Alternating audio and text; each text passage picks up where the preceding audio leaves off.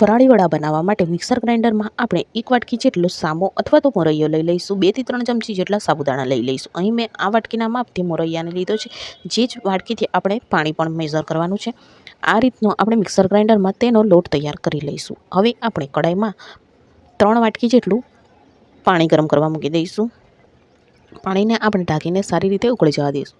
પાણી સારી રીતે ઉકળી જાય એટલે તેમાં આપણે સ્વાદ પ્રમાણે મીઠું, 1 ચમચી જેટલું લીલું મરચાંની પેસ્ટ, અડધી ચમચી જીરું અને થોડું તેલ ઉમેરીને આપણે તેને સારી રીતે ઢાંકીને ઉકળવા દઈશું, જેથી કરીને મરચું પાકી જશે. હવે આપણું પાણી સારી રીતે ઉકળીને તૈયાર છે. હવે તેમાં આપણે જે લોટ બનાવ્યો હતો તેને ધીમે ધીમે એડ કરતા જઈને આ રીતે વેલણની મદદથી મિક્સ કરી લઈશું, જેથી કરીને આપણા લોટમાં ગઠ્ઠા નહીં પડે. આ રીતે સારી રીતે મિક્સ કરતા જઈને આપણે આ રીતેનું બેટર તૈયાર કરી લીધું છે. હવે ગેસની ફ્લેમને બંધ કરીને તેને ઢાંકીને 5 થી 10 મિનિટ સુધી કડાઈની હીટથી બફાવા દઈશું.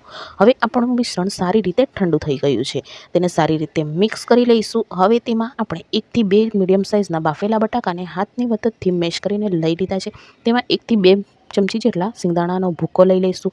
થોડા કોથમીરના પાન અને થોડું તેલ ઉમેરીને સારી રીતે મિક્સ કરી લઈશું. આપણે અહીં લોટમાં અને બટાકામાં સ્વાદ પ્રમાણે સંચર મીઠું એડ કરેલું હતું, જેથી કરીને આપણે હમણાં ઉમેર્યું નથી.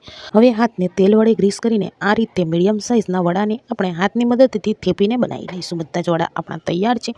હવે વડા તળવા માટે આપણે કડાઈમાં તેલ ગરમ કરી લઈશું. મીડિયમ હાઈ ગેસની ફ્લેમ ઉપર બધા જ વડાને સારી રીતે તળી લઈશું. વડા આપણા એક બાજુથી તળાઈ જાય અને તેનો શેપ પકડી લે પછી તેને પલટાવીને સારી રીતે તળવાના છે. તો તૈયાર છે આપણા ફરાળી વડા.